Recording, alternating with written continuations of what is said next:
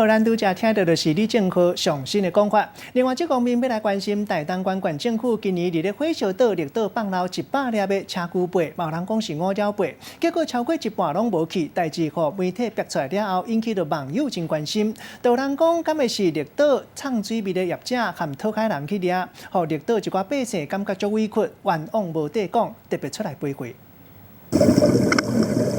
蓝色清清的大海内底，放着一个大大的绿马，这就是台东县政府伫咧绿岛海域用来咧服育200粒五鸟贝，如今煞有一半拢总无去啊，引起社会注意。毋过进前有网友来咧讲，这无去的五鸟贝，就是绿岛渔民也是唱水的业者来偷掠，互当地民众是真不满。新闻不实的报道，让我们这些绿岛的年轻人，还有一些老一辈，相当的亢奋。你们有没有尊重过我们？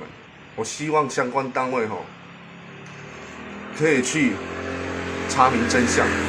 绿岛居民及渔民的极度愤怒，希望有关单位尽快查明真相，还给绿岛一个公道，而不是一再的污蔑绿岛。那民众来出声，乡长嘛出面来发冤枉，表示推动五鸟贝服育的时阵，台东县政府并无来甲乡公所讲。如今网络顶悬一直骂来骂去，嘛希望县政府会当赶紧来调查，赶紧查出真相。是县府我们沟通过，县府他也没有直指是绿岛的渔民去盗采，这个还在调查当中那我希望网络可以停止这一方面的指控。绿岛的民众当时嘛指出，7月底唱水的时阵，就发现服育用的这个铁篮并过去，内底就已经拢是空的。当时并唔知影用途，更加袂当确定到底是互偷掠去，也是互食去。所以伫这进程，希望外界会当停止来猜疑。台东县政府嘛出面回应，计划甲地方来组成巡守队，尽力来保育绿岛海洋。